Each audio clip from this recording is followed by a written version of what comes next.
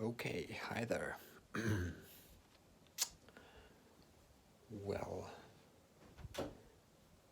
um, where to begin?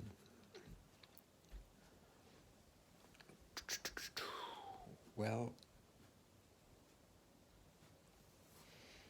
I tend to talk about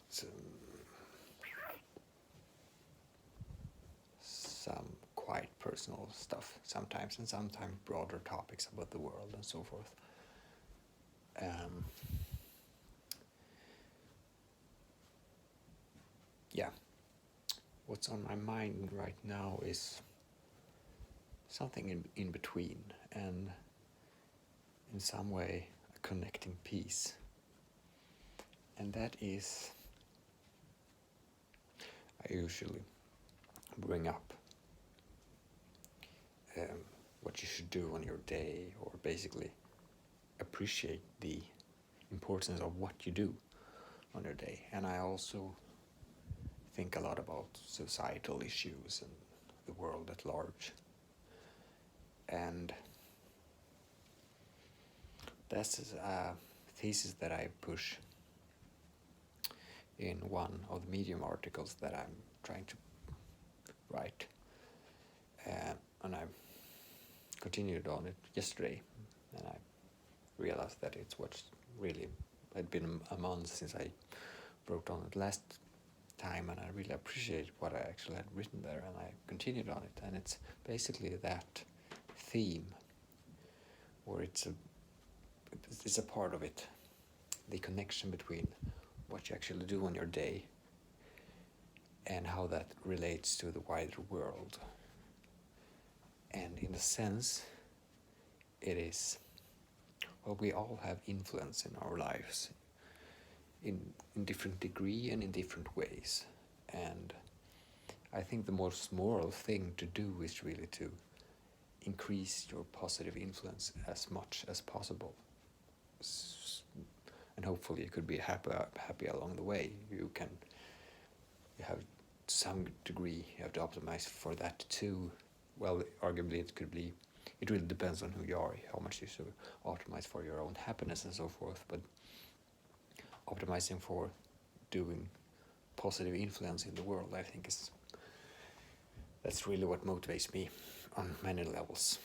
And I think I've talked a lot about it earlier, that how do you justify what is really justifiable in terms of, if you do seek positive influence, you will undoubtedly become famous in some ways, at least if you do it in really broad scale. So, and what's the moral in that? You just got rewarded for it, and you could say it's justifiable in that sense, but it also depends on how much fame do you get for what you do and so forth. But yeah, that's another conversation. What I'm emphasizing here is, and this relates, well, there's so many different angles, but I usually think in terms of what I should do for the day in terms of maximizing learning. And it's something that I realized actually today more clearly than I'd done before, is that the knowledge because I've tried to systemize my knowledge acquisition in some sense, and I realized it's a thesis that I'm trying to develop, is if all the knowledge I want to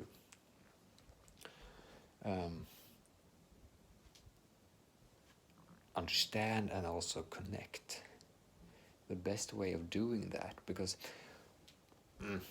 hard to sorry if this sounds very fragmented, but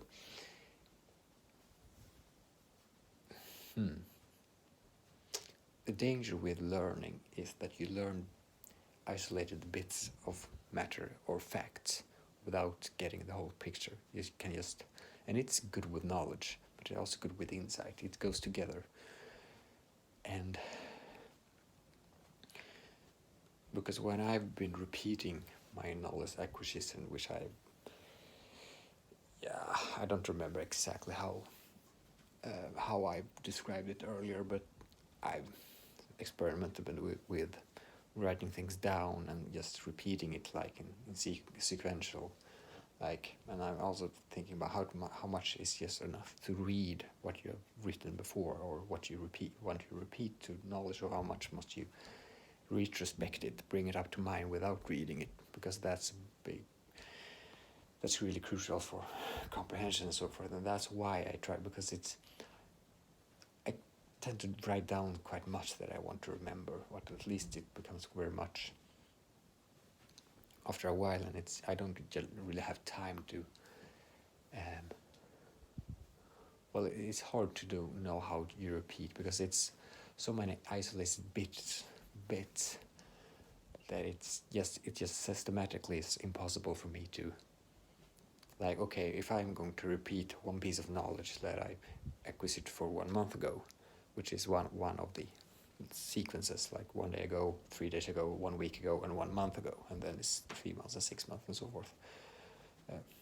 Eventually I'll come to that, but then it's just one piece. Like if I read a book for like 45 minutes, but it's not a whole sequence of, like, if you going a course in some subject, you have a different approach. You like repeat the whole chapter and so forth, or something like that. And I certainly could do that, but then it's not the systematic, like everything I learned that day. So I had trouble. Maybe I can reconcile it in some way. Yes, but anyway, I try to. I'm struggling with, so one solution I've been thinking about is to, while I'm repeating, like if I'm reading one piece of knowledge, I'm trying to associate as much as possible to that piece, and maybe even try to remember it by myself. But that comes together when I'm reasoning about it. But it takes quite a lot of time if I'm trying to repeat all these steps, like 1 year, 1 day ago, 3 days, 1 week, 1 month. So it takes time, and I could do that, but I also want to. And it is good, but it's also limited, because it's not fitting together everything. Yeah, it's just pieces of knowledge, not. And that's the disadvantage of broad learning, because you can. That's why I heard that you should, for example, when you go, it's better to go deep into one topic, and then just let that influence other topics, instead of just reading broad. But at the same time, you have to read broad to be. So it's a dilemma for me, and I tried to be broad, but. So a solution to that, even though it could be that I could in some way systemize it in the same way that I learn a course, but it becomes so, since it's fragmented bits, I don't know really. I'm hesitant. Maybe I should do like the same way I'm doing a course, what I'm kind of remembering and memorizing a whole sequence of what I've read. Maybe I should do that with everything I read, so it won't be. But how do you then do with an art? Yes, let's say I read an article 1 day and 1, 2. It just, and I can summarize the most important point in 3 rows or 5. How do I, if I put that into what I want to remember, because it's really essential, I have to be quite filter wisely, because you don't want to junk into this system of repeating, because you will have the rest of life repeating these type of. I really want it to be crucial knowledge, but when I do it, if it's an article, well, it's just a piece in one thing, in something, and I want to connect it to other, because without it you won't get an understanding. It's one piece in the puzzle, and how do I use that piece? If I don't, it's not enough to just. It is good to get a member of this, but it will be in more rare by time, because eventually I will repeat it just, well, maybe once a year or something. I don't know what happens after 12 months in repeating stuff, if you should continue and so forth, but because it's still how you use the knowledge. It's not just there in your head to be there. It's what you use it for. And so that's why so the solution I've been thinking about is that I should because I've had different documents doing one sort of diary there, I write lots of things, my thoughts, but I want a more specific for I just named it reflections, and I think I'll use it for simply developing thoughts that I think is what I would like society to be. How I understand society, what I think about society, how I understand it. Most focus on understanding, and then when you understand, then you can try to solve or try to change something in a good way. But you have to, understand in the first place. But anyway, I think that's a good way to, because I've done it in these videos actually, and I've done it sporadically in other documents among this journal, this kind of diary document too, but not systematically. And I think, like for example when I tried to write a Medium article, that's good exercise, but I'm also limited in what I can't just write anything, and it's not with flow, because I try to think about the words, and so I want to express myself freely, but not in the bounds of, but then just focused on a specific issue. I don't want to write it in other documents like my diary, because it's too, you get the point. I want to document for reflections on society. And then I want to use all this knowledge, and I think it's crucial for me to do this, because I tend to think a lot about these issues, and I talk about this in many of these videos, and there's many disadvantages and advantages for speaking about it, and the same thing with writing. And I think writing would allow me to think more deeply about these issues, and really put time to think about how do I think of society, what are my thoughts, and not just thinking, because then your mind is scattered and it's lots of different thoughts, and you just don't know what thoughts comes up and so forth. And and in addition to that, I guess it's good to do as Charlie Munger says, to assemble your skills in checklist style, and use them and practice them. Rarely use even skills outside your own discipline and so forth. I don't know how to do that, but I'm on my way. I'm trying to do bits of that, but at the same time I'm just trying to catch up knowledge in this system that I'm trying to create. And when I'm doing that, I will now try to just have a document where I write, like trying to fit the pieces together from academic disciplines and all the knowledge that I get.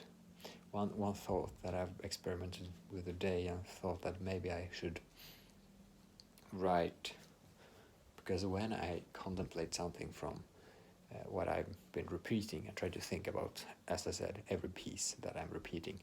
If it's just like 2 to 5 rows of information that I'm condensed, I try to associate in the same. If it's something in history, I try to associate what I know about it in history, what I've read before, because oftentimes it's a book that I've been reading in sequence, and then I maybe can associate with things I've read before or after, or just associated with other academic disciplines, like for example psychological reason for what people do in history, or evolutionary origins, or how they explain, or in societal matters, or in just inventions, or whatever it could be. So any academic disciplines really.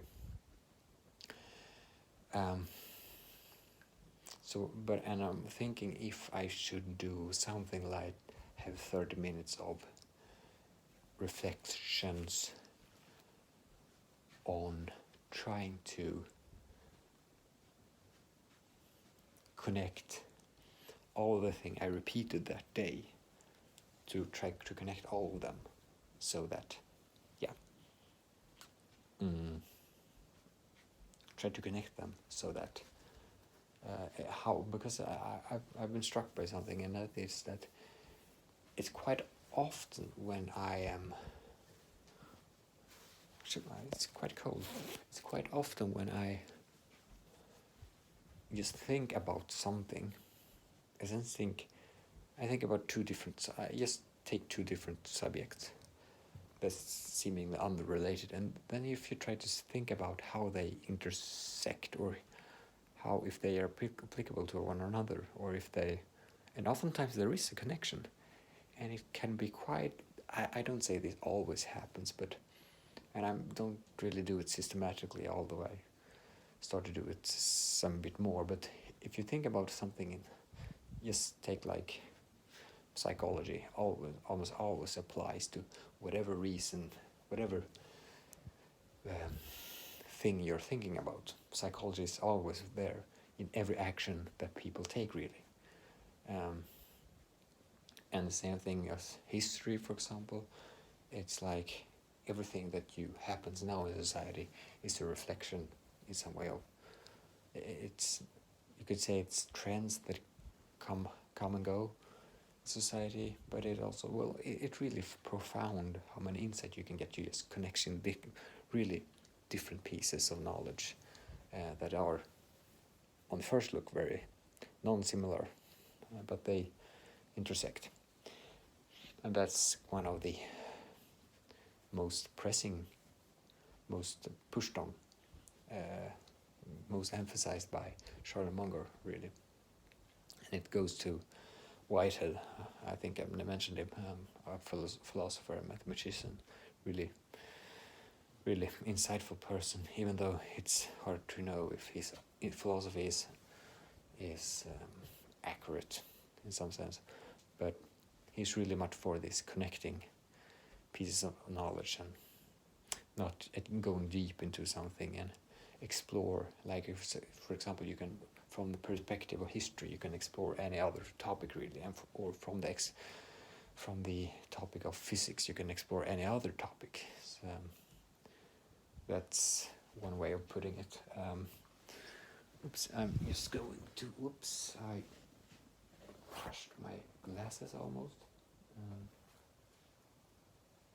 I'm sorry for keeping you waiting. Whoops.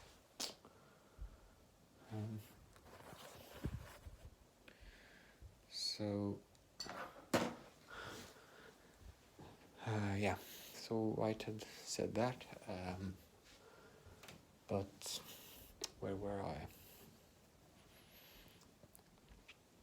Yeah, so that's something I want to do, that document, writing in it and connecting different pieces of knowledge, but it's also hard to, I don't know if I should force it in that way, maybe it's good, maybe it's not, and yeah, so but it's also like, it's quite, I don't know, because what is pressing me here is that Charlie Munger propagates for, shit, I'm really freezing, I should jump a little. Charlie Munger says that why is it so cold? That you should I'm just going to do 10 of these. Oh, 5.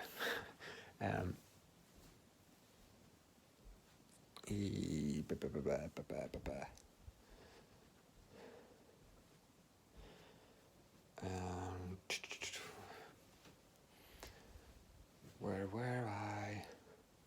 Yeah.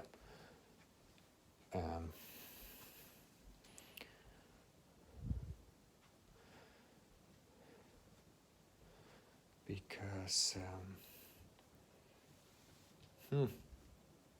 sorry, I'm just confused. what Charlotte Munger says about academic disciplines, and he says that the more basic knowledge you have, less knowledge you have to have really, or less details you need to know, or something like that. And that it's not confusing, but it gets, what is wrong with, okay.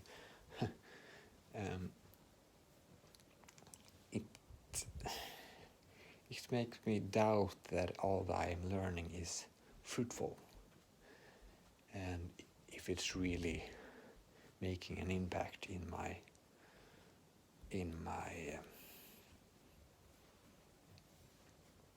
insights.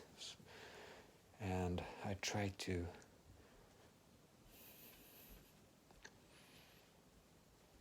but at the same time, reading books like, for example, books that Charlotte Munger recommends, it's still a book with pieces of knowledge that I think is interesting, and people that I think are interesting. So it's still like, if you're having a conversation with someone, you can still bring up a topic that is like fun or interesting, that is just kind of like a piece of knowledge. And maybe I'm scrutinizing too much, like how do I do it and so forth. And by the way, talking about knowledge and whatever I write down in this document, one thing that I thought was so motivating was, well, it's two things really. One was from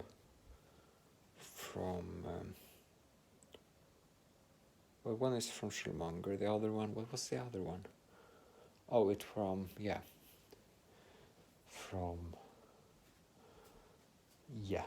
Optimism, from the book he recommended, How Scots Invented the Modern World.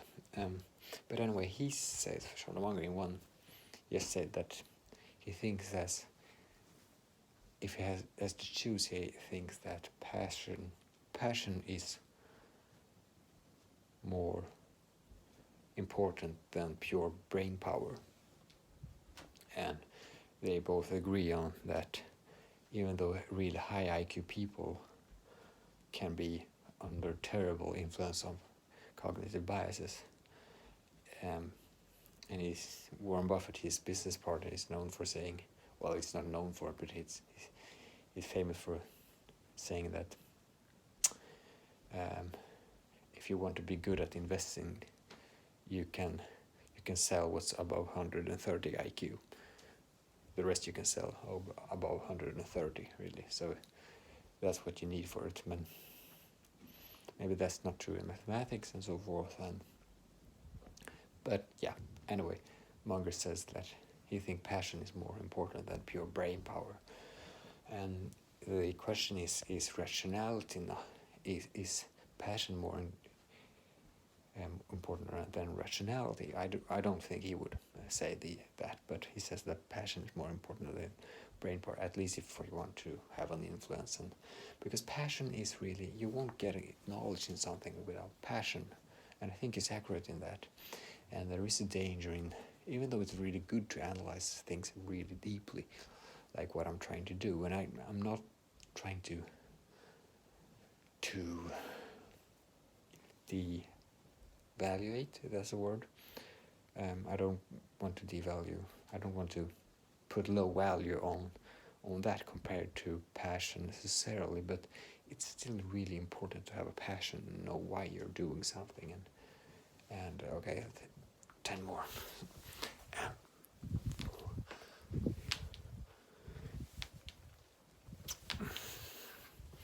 Really sorry for this. Well, I hate being orthodox and just do something, not be embarrassed about doing crazy stuff, even though it's not that crazy, doing some squats. Anyway,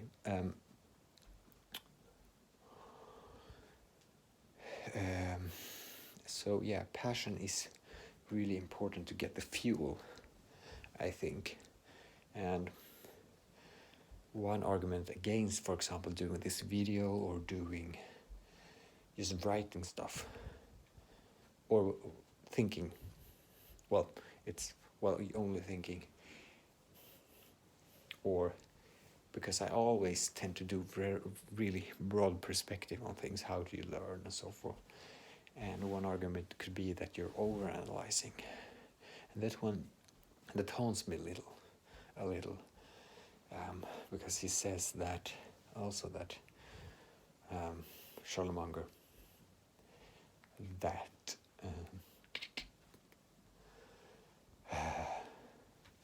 think it's probably better for some people to not think too much because they're not good at thinking. It's better that they're just forced to, in some sense, go to work and do stuff. And some people should think more and so forth.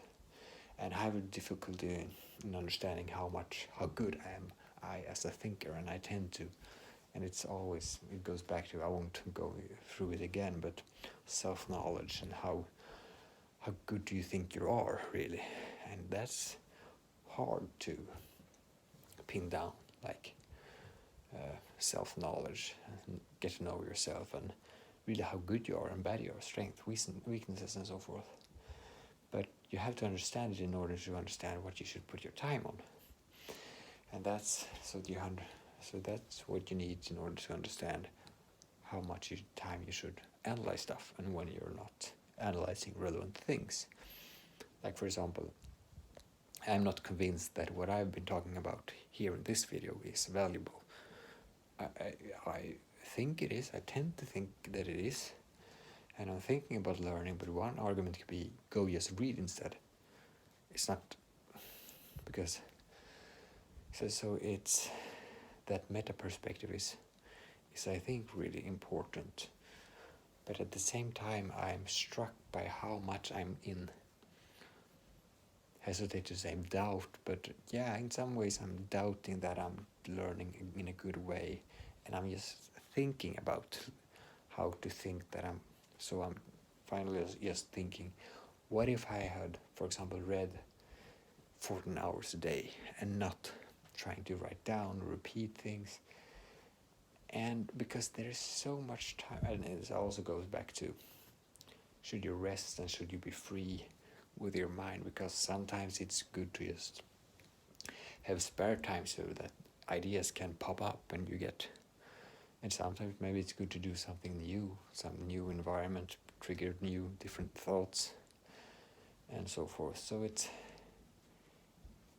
really and it goes back to, again, knowing yourself. How do you connect, or no, that's not the right word, but who you are, how you work, how you're good at getting somewhere, so to speak.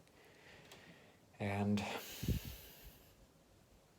this goes back to, again, what I'm trying to, because for me and for anyone, I think learning is still about application. That's also a thing that Whitehead brings up, the one who talked about like going deep into a subject, or, well, that's not the way he put it, but he says not have isolated bits of facts, really, that they have to be related in some ways. And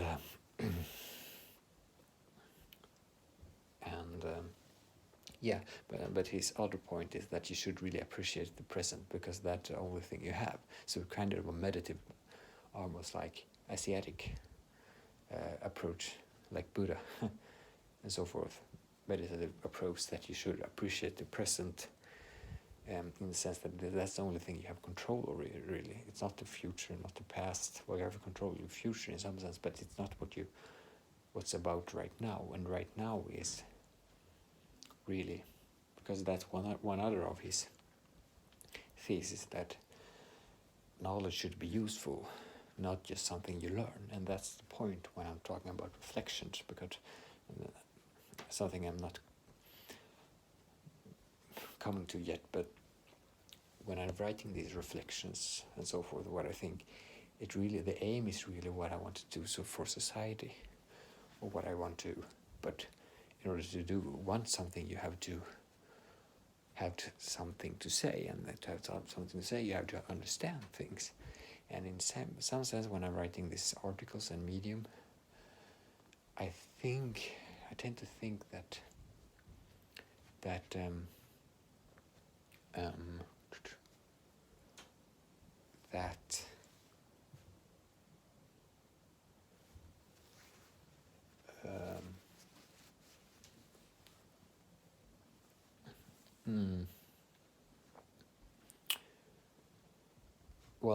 like it's kind of like I have some thoughts in my head quite long back, things that I'm not really have on top of mind at all when I'm writing, but when I start to write, it just pops up, things that I think I know, or things that I have opinions about, and that's good. But it's also the case, as I said, you want to have, if you have reflected about something before, it's easier to do it again. And I wouldn't be able to do that if I hadn't read for a long time, or haven't thought for a long time, and so forth. And that's why I'm trying to do this reflection document, because it won't be as formal, or as I won't care if I'm writing like wrong with words and so forth. I will be as casual when I'm writing in my journal, but it was be more focused on like societal and civilizational issues. And it's really a bridge between like really daily thoughts about me and my life, and really writing for the public in Medium, because this reflection is kind of a practice for writing articles, or practice for talking to people, and so on. But it's still an investigation of, so it's much more room for uncertainty. I'm investigating something. I'm expressing doubt, in the sense that it's probably okay to do that in an article too, but I think it will be more easier for me to not have too much pressure. It's just reflections for me, really, even though I try to have it in some sense for it's not really for, well, I'm conflicted on that, because I've also thought about one other thing, which is maybe I should write a book. You could say, well, is that a good thing? It's, well, yeah. It really depends if you have something good to write. That's the issue. And among other things, it's good practice. I mean, if not publicated, and if it is and just sells a little, but it's a lot of investment in time, but it could be really good for clarifying your thoughts. And one sort of step to that is to start to write not only these articles, but just having free time to express thoughts that are not exclusively related to how to handle life. Like, even though that's an issue, but like I can exclude all the things that I think about that are related to, for example,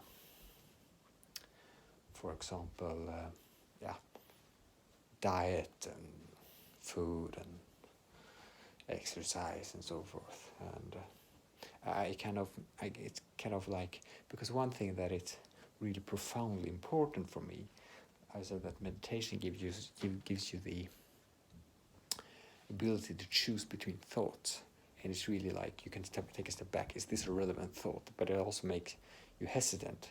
But it makes you wiser. But you really don't take that much action, because you're kind of thinking things through all the time. But in the long run, you make much better decisions, and I'm connecting this to opportunity cost and even marginal utility. You can think about what the activities you do in a much wiser way. You're not just in the flow all the time, and it's not just choosing about activities. You choose your thoughts, which determines your activities also. And it's really crucial.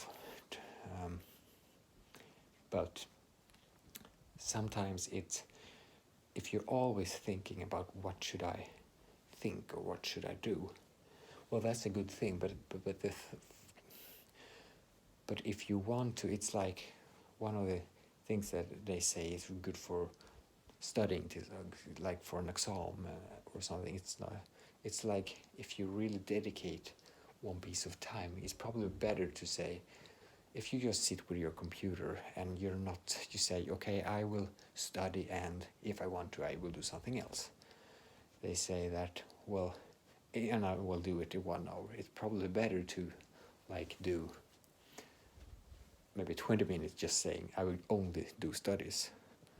Kind of like that. It's not perfectly described, but the essence of it, I guess, is that if you decide that this is, well, a better example is this: when you're planning, is to plan your studies. Like, for example, if you're not planning your studies, you will just, it will be hard to just get going with it. But if you plan it just like 1 hour a day, or I don't know, 2 hours or 10 hours, I don't, it doesn't matter.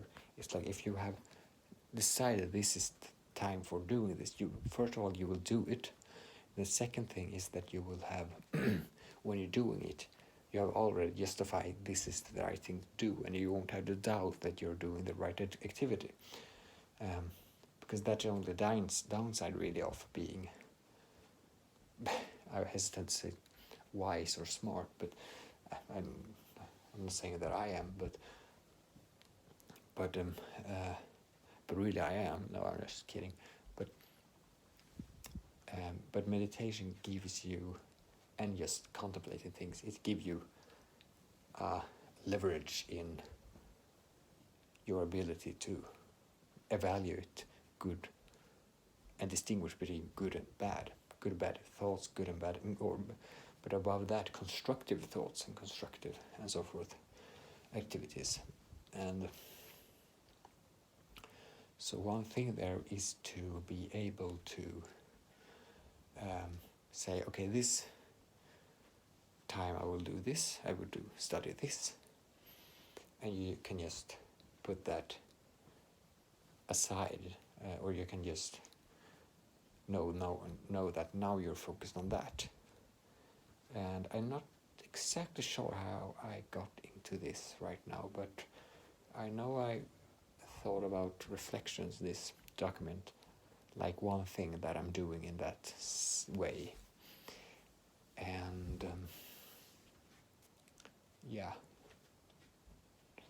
doing reflections.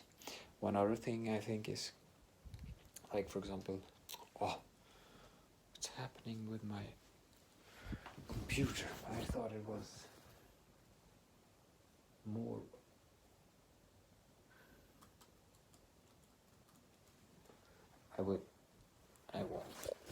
It won't be a much longer video than this. I want to think things through even more, but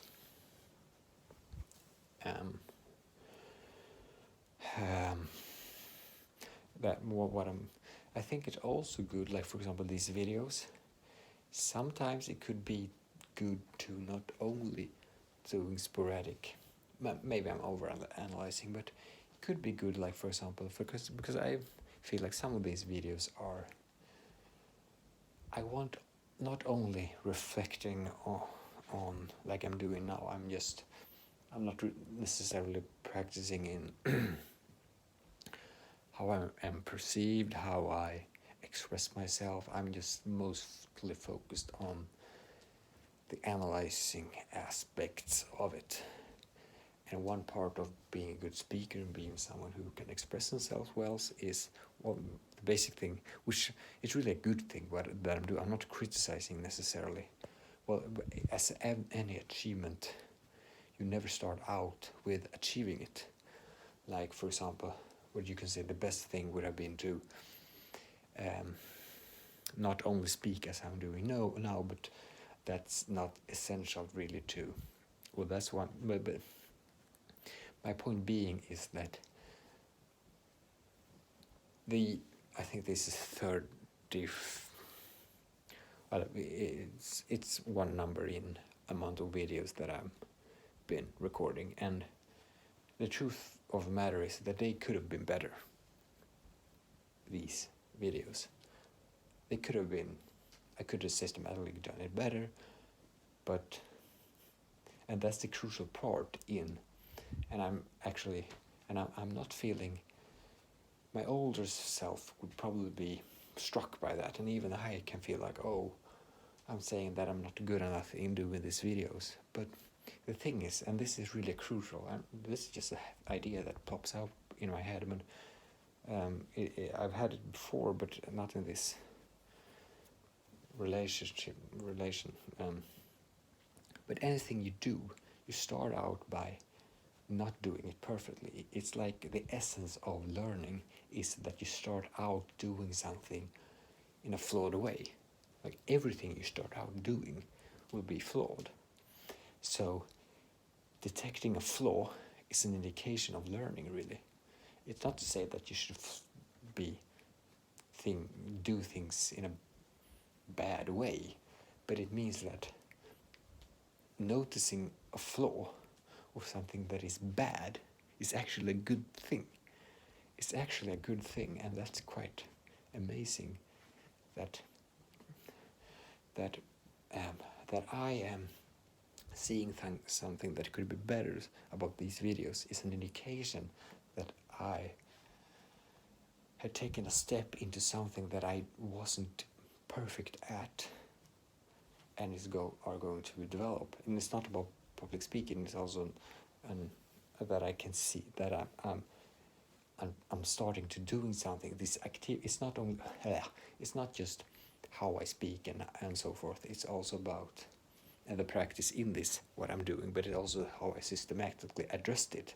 Like, for example, doing a YouTube video, and I just did one and just spoke, and that's the good thing, because that allowed me to understand, well, maybe I should do some videos that are more focused on one type of issues or one aspect and one practice. Like, for example, not everyone should maybe be around what I said, that just speculating as I'm doing now. This is terrible, like rhetorics and way of speaking. I'm just speaking like terribly flawed in some sense, but I'm still, but the ideas are not flawed, in my opinion. They're quite good. I'm good, at least in a way that they're interesting.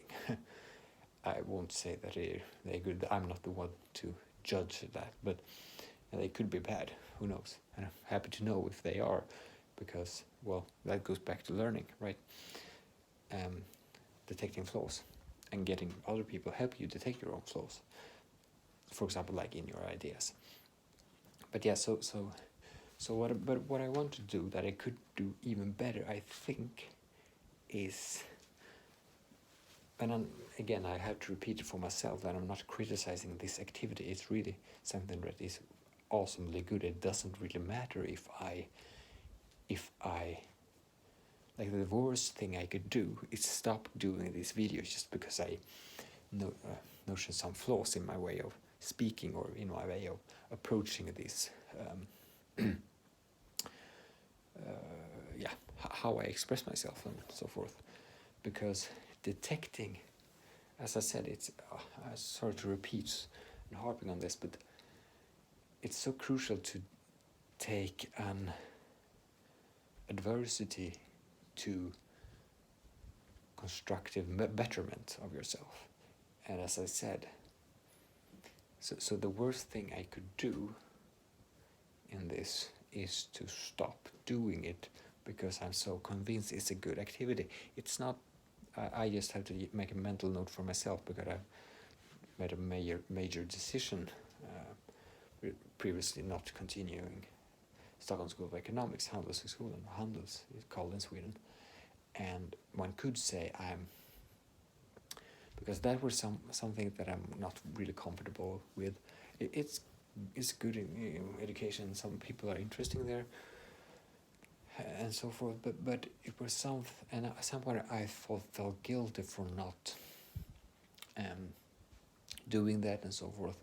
And one could say that the worst thing to do is to stop that development, because maybe I saw something that could be better when I was there and so forth. And it's really hard to say if that's true. But that's a thing to think of, one could say, because if the process is something that is good, like for example, it's a good process to be there, the learning experience is something you have to cope with, and what you wasn't satisfied with there was an indication that you should be pushed in a direction that would make you learn some things or some way of being that is better for you. But if you doubt the process, the relevance of the process in the end of the process, then you shouldn't go. Then you should stop. Like for example, if you're learning to murder children, even though if you dislike the process, you should not necessarily continue and just say that you're constructively learning towards being better at killing children, because that's not the aim. But in the sense of learning to speak publicly, or learning to express your ideas, it's a good thing to record these videos, no matter how flawed they are, because it's a way to improvement. And so what do I want to improve with these videos? Well, one thing is, like, I want to focus more on how I speak, not only what I speak of. And it's also, of course, interrelated, but like for example, I could do speeches, I could read my articles. That's a really good thing. I think actually I will read one of my articles next time, and really maybe even practice it so I can make it like fluently or something. It will take time if I'm going to do that, but that's something I actually enjoyed quite much. If there's something that I've really done well in my education, apart from like, well, I think I'm quite good track record in education, but I could have done something better and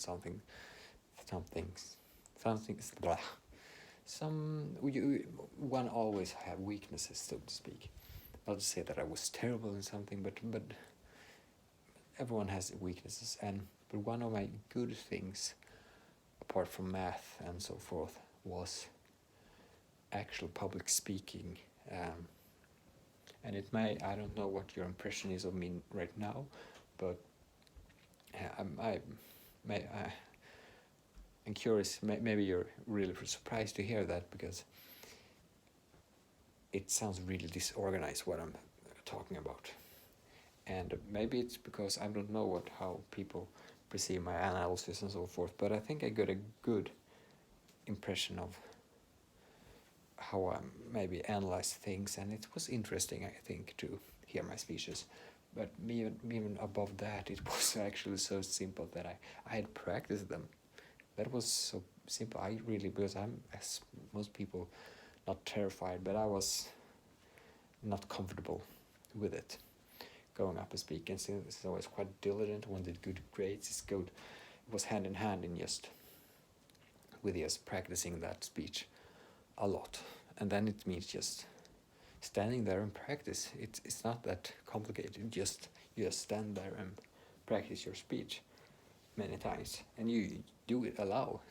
Well, not aloud, but I'm not necessarily so sure I'm doing it aloud all the time, but I practiced so that I could it fluently, very fluently, and that made it a good speech. And I think it's a good thing to practice that too. And it's also, when you're doing a speech, compared to just speaking like this, you can also express things like tonality, and you can a way of speaking it. I think that's really powerful. Like, listen to speeches like Martin Luther King, like Winston Churchill. It's really, or anyone, like a good speaker. One thing is how you put your words. That's terribly important, like repeating things or so forth. But at least as important is tonality of what you can really put so much forth, and like, I have a dream that, and he's really shaking his voice when he's saying it. It's like, I have a dream that, I can't imitate it. It's not my way of speaking, I think, but I really like, even though I kind of a resemblance to what Martin Luther King is doing, like when he's like, it's kind of this holy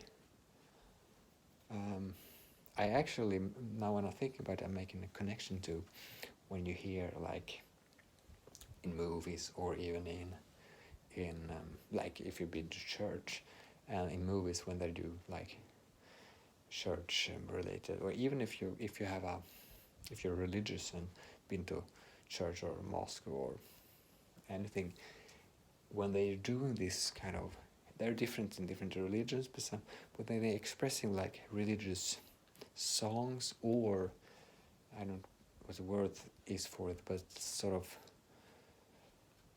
spiritus antes and all, you know, all that. It's kind of like you it's a way of expressing that really makes you feel holy, or it makes you that's kind of, I think, one reason for it, that you have music and so forth in religion, because really enlightens your spirits, so to speak. It makes you, it can, if you appreciate it.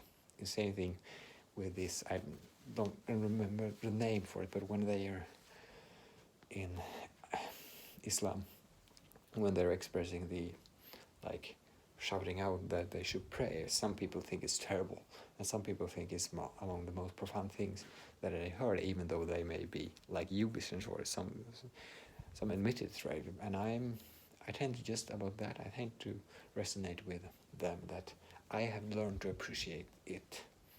Not to say that I'm for having it everywhere, like it's, well, it's a difficult issue, this really, in Sweden, in my country, how should you allow people doing that and so forth. It's really a religious expression compared to public, like, yeah, and so forth.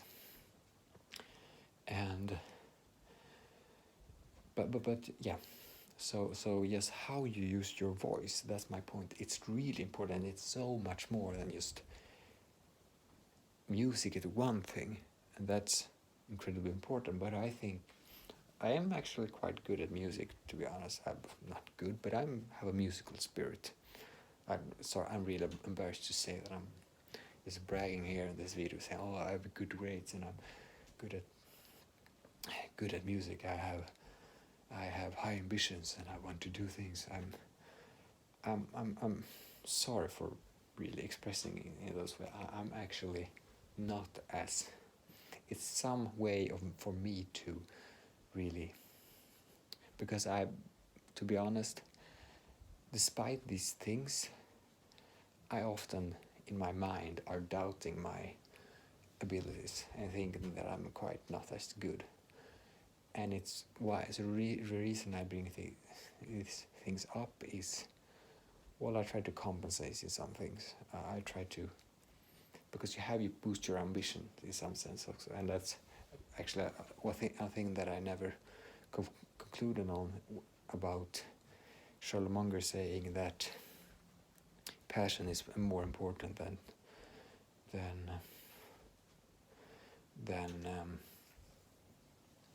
passion is more important than brain power. Then one thing that I never brought up that what it was about was we talked about the first self-help book that came out in Scottish, like 18th century, and it was about basically just I'm just putting this very shortly, but yeah, it was that you about rhetorics and how to speak. I'm really clear on this. You well, it was diligence and hard work and ceaseless optimism, you could really change and get out of the poverty that was in like 18th century and so forth. And it's, yeah, I just liked, not to say that everyone is responsible for their poverty, but that's maybe too harsh, but it's also a constructive way of thinking. At least for myself it works.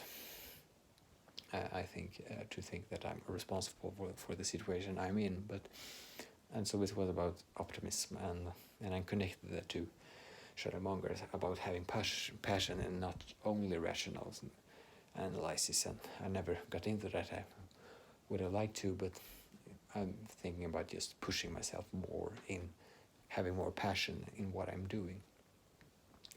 one way of doing it could maybe be to try to relate things like reflection and try to write for people, write for the people. Like I was inspired today by Voltaire because he brought philosophy and insight to the people. But maybe a role I would like to have, maybe not on that scale, maybe I'm not that competent, but do my part. But anyway, so yes, I am trying to boost my optimism a little. And so anyway, music is something that I'm not bad, and so, and I think it's something I could utilize because I probably not have like an IQ for an astrophysics, or at least I wouldn't excel in it. I would maybe do it. It wouldn't be. I'm good at math and so forth, but it's like they're so hyper competitive, and the most IQ power in the world is going into, like, for example, astrophysics and so forth, then I wouldn't stand a chance, I guess.